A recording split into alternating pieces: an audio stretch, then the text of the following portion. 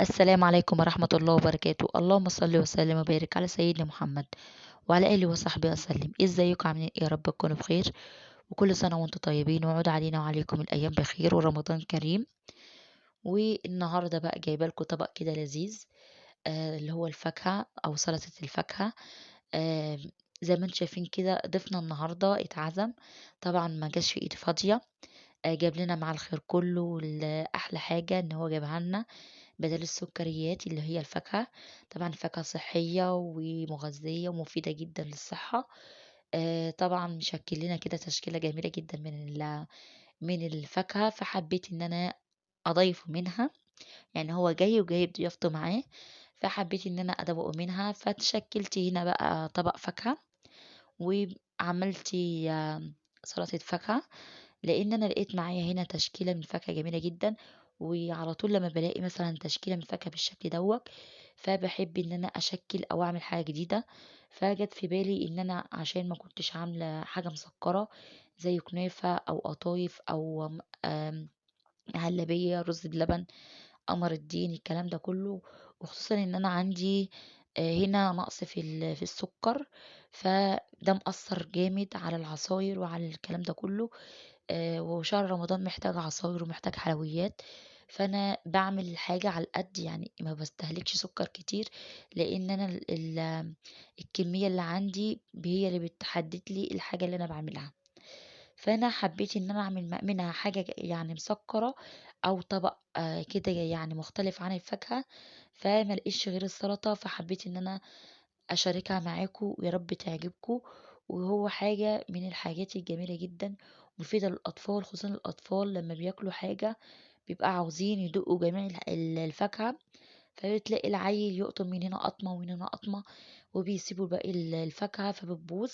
وهنا ما شاء الله لقيت هنا الفاكهة جميلة جدا وصبحة، خصوصا ان احنا اصلا بتاع فاكهة، فالحاجة جميلة جدا يعني ما شاء الله. فحبيت ان انا اشارككم فيها. ويلا بقى نسمي الله ونقول بسم الله ونعمل بقى طبق الفاكهة. لو حابة بقى ان انت عندك شوية مكسرات كده وحابة تدلعي الطبق، فهتضيفي هنا بقى شوية مكسرات. لو ما فيش اي مشاكل. طبعا انا عندي المانجا هنا مخزناها، فحبيت ان انا اخرط منها واحدة يعني. وهنا زي ما انتم شايفين كده جات لي اناناسية كده في وسط الفاكهة، فحبيت ان اعملها. هو لسه ما يعني اوانه ما جاش. فهنا بقى طبق الفاكهة زي ما انتم شايفين كده مع البرقوق الجميل دوت. هو لقى البرقوق فحب ان هو برضو ايه يجيبوا للاطفال عندنا بيحبوه، اولادي يعني بيحبوه. وهنا بقى كان طبق الفاكهة اللي هو الاساسي زي ما انتم شايفين كده. طبعا اي وجبة اساسية بيبقى مثلا تقلت في العشاء، خاصة في الفطار بعد في رمضان، بتلاقي نفسك كده ايه عاوزة حاجة تعدل معاكي، فبدل ما تجيبي برشام او اي حاجة للحموضة، او مثلا تجيبي فوار اللي هو كان زمان بيجيب فوار الفاكهة ده، فدلوقتي ما بقاش فيه الكلام ده كله، او بمعنى اصح ما يضرش المعدة. لان الادوية دي بتضر المعدة جامد وبتخليها بيحصل عسر هضم او الكلام ده. فانت لا، خليكي هنا بالحاجة الصبحة او الفاكهة مفيدة لجسمك ولأطفالك. وهنا هنعمل بقى طبق الفاكهة. طبعا بنخرط هنا بقى ايه من كل نوع طبق زي ما انتم شايفين كده. وهنا كنت مطلعة هنا منجاية عندي بالفريزر. ويلا بقى نسمي الله. طبعا هنخرج كل حاجة في طبق لوحده. وطبعا ممكن تعملي برضو عصير برتقان، تعملي جوافة باللبن، موز باللبن، موز مع الفراولة، فراولة بس، أو تعملي عصير مانجا. يعني فيها أكتر من نوع عصير، أو ممكن تجمعيهم بطبق واحد.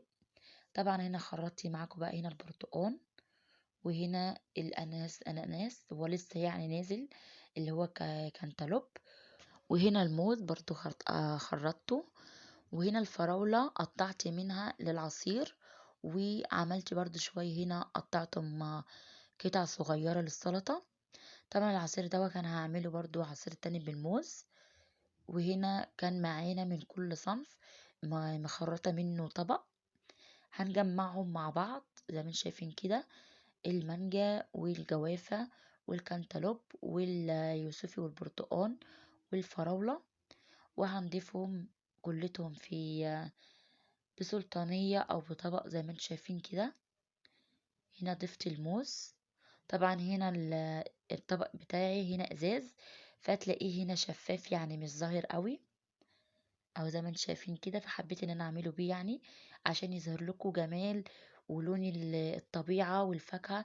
يعني سبحان الله، ربنا خلق لنا حاجات جميلة جدا وحاجات بنستطعمها، ويعني افيد من حاجات تانية احنا بنشتريها برضو بتبقى ضارة بالصحة. هنا بقى زي ما انتم شايفين كده بقلب الحاجات كل نوع على التاني. وهنا بقى عايزة عندك مثلا شوية عسل، اللي هو العسل الأبيض، هتضيفيه أو تحليه بالسكر، المتوفر عندك مفيش أي مشاكل. برضو بيطلع معاكي طبق جميل جدا. ممكن ان انت تعملي عصير فراولة او عصير مانجا وتضيفيه عليه، برضو بيديها طعم وصوص معاه بيبقى جميل برضو مع اللي هي سلطة الفاكهة. زي ما انتم شايفين كده انا هنا ضفت جميع الفاكهة اللي هي موجودة عندي. طبعا هنا ما كانش فيه تفاح، فهنا هقلب بقى. هنا عندي عسل اهو زي ما انتم شايفين كده، حبيت ان انا احليه بالعسل. بيبقى طعمه برضو مختلف عن السكر، بيبقى برضو بيديله برضو مزيج من الطعم جميل جدا اهو زي ما انتم شايفين كده. وبقلب بقى هنا المكونات كلها بقلب بعضها ويصبح معايا طبق جاهز. ويا رب يكون عجبكم فيديو النهارده. لو انت بقى جديده في القناه او اول مره تشوفي لي الفيديو، فضلا وليس امرا، دوسيلي لايك وفعل الجرس واشتراك عشان يوصل لك كل جديد. ويا رب يكون عجبكم الفيديو. واكتبي لي بالكومنتات لو حاجه يعني انت حابه تجربيها، وانا ان شاء الله هرد عليكي. وشجعوني عشان استمر، عشان انا كده يعني بقالي من 2020 يعني فاتحه القناه. عايزه اقول لكم انا ما استنفعتش منها باي حاجه، بس انا بقدم كل جديد بحيث ان انا هلاقي بعد كده. وربنا ان شاء الله يكبر بخاطري زي ما ربنا بيكبر بخاطركم ان شاء الله. هنا بقى زي ما انتم شايفين كده كانت السلطه جاهزه معايا، وهنبدا بقى هنا نعبيها في اطباق وتبقى جاهزة للتقديم. عندك بقى شوية مكسرات كده تدلعيهم، او حابة ان انت تعملي مثلا شوية عصير برضو جنبيهم. اللي عاوز يشرب عصير او مثلا اللي عاوز ياكل فاكهة برضو بتبقى حلوة جدا. طبعا هنا عاملة هنا الجوافة عشان احنا طبعا في شهر رمضان، فعاوزين كل يوم نوع عصير مختلف عن التاني. والفراولة برضو علشان لو عملتها مع الموز او فراولة باللبن او فراولة سادة، يعني جنب الفطار كده بيبقى فيه تشكيلة عصاير. يا رب يكون عجبكم الفيديو. ما تنسوش بقى الاشتراك وتفعيل الجرس. والسلام عليكم ورحمة الله وبركاته.